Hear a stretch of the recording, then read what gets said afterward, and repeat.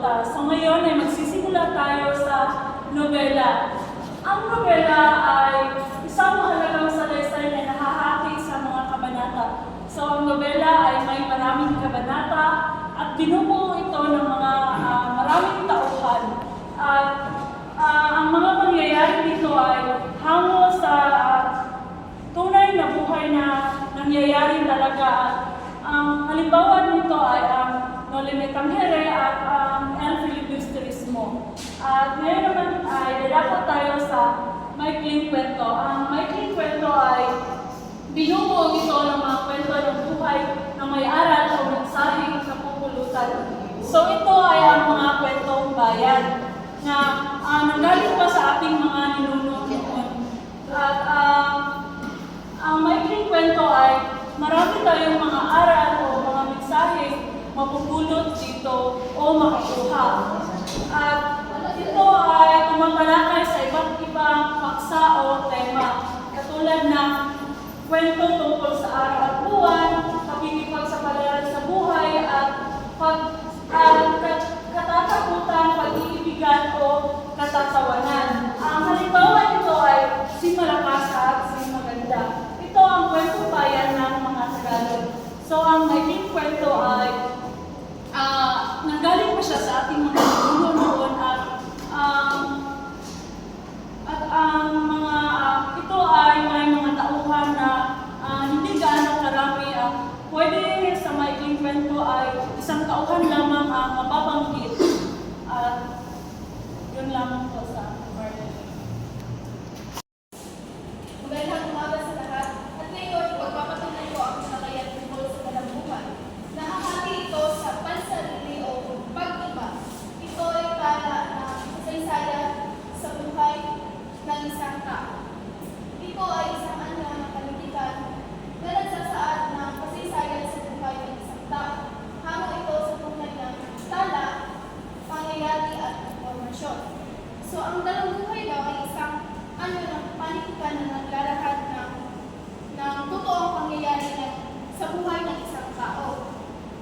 Layunin ito ipabatid sa mga mambabasa ang mga mahalagang buhay ng isang tao tulad ng kanyang kapanganakan, pamilya, edukasyon, at kanyang mga nagawa sa buhay, at minsan ay pati na rin ang kanyang mga kaibigan at mga aral na nakuha niya sa kanyang buhay. Mayroon itong dalawang uri. Una ay ang kalambuhay na pansarili. Kumbaga, ang kalambuhay na pansarili ay tao mismo ang nagsulat ng kanyang karanasan sa kanyang buhay. At ang pangalawa ay kalambuhay na pag-iba. Ang ibang tao mismo ang nagsulat sa kanyang karanasan tungkol sa kanyang buhay. Magandang umaga. Ngayon ay naglaban tayo sa salaysay. Ang salaysay ay isang aktang pampanitikan na nasa anyong tuluyan, kung saan ito ay nagpapahayag ng opinyon, puro-puro o pananaw ng manunulat. Ito ay isang paglalahad at may dalawang uri. Ang unang uri ay maanyo o formal. Nangangailangan ng masusing pag-aaral at pananalisik tungkol sa paksang isinulat. At ang pangalawa naman ay malaya o informal. Karaniwan lamang ang mga paksang ginamit sa sulatin, kaya hindi na nangangailangan ng iba yung pananalisik. Ang halimbawa ng salaysay. Nandito si ACG alias 137. Ipinapakita ang buhay ng isang taong matatag at patuloy na lumalaban sa gitna ng pagsubok na nagsisilbing buwaran at tapak at pag-asa. Galawa ay ang liham ng kabataan ng taong 2070. Ito ay isang paalala at inspirasyon para sa mga kabataan na mahalagahan ang kultura, kalikasan, at mga aral ng nakaraan habang naharap ang kinabukasan. At ang panghuli ay liham ng isang Pilipino antropologista sa kanyang kaibigang Kristiyano. Ito ay tumatalakay sa pangalan, pagpagala at pag-unawa sa kabila ng pagkakaiba ng pananampalataya at ipinapakita ang tunay na diwa ng pagkakaiba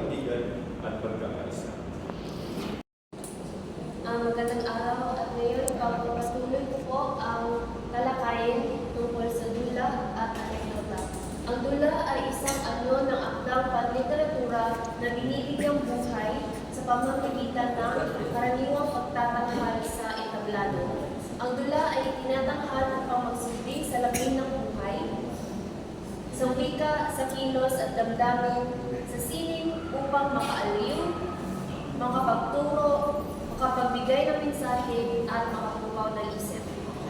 At dito ay may tatlong uri ng dula. Ang isa dyan ay ang komedya. From the word comedy, ito ay nagtatalakay o ito ay nakangatawa, magaan sa loob dalhin ang tema at ang mga tauhan ay laging nagtatagumpay sa huli. Ang halimbawa dito ay familiar dyan dito is ang Ibong Adarna, Prinsipe, Rodante, at ang Moro-Moro. Next is ang trahedya. Ang trahedya, ito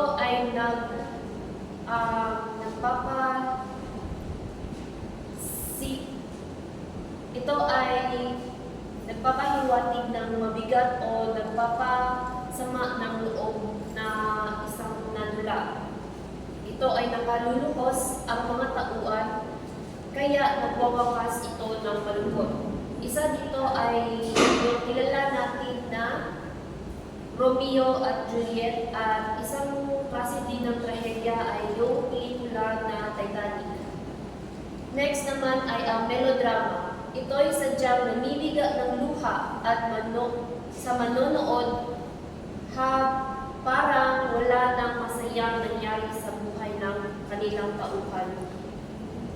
Pawang problema na lang ang nangyayari o na-experience ng mga tauhan dito sa tipo na dula na ito. Isa sa mga halimbawa ay ang Les Miserables at ang Uncle Tom's Cabin.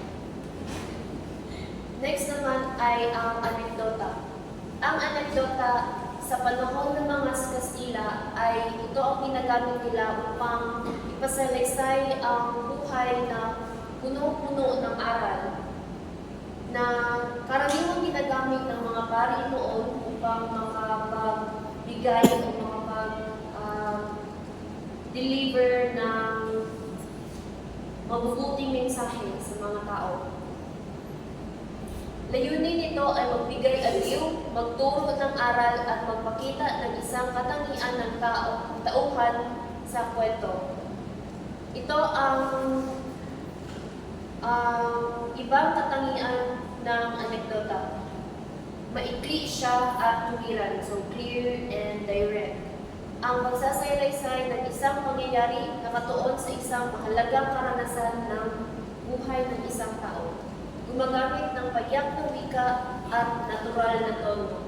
So para siyang storytelling lamang na may mabubuting aral. Maaaring nakakatawa, nakakaiyak, o nakakaantig ng damdamin. So basically, ito ay nagbibigay di lang aliw, kundi ay isang asal base sa isang experience ng isang tao.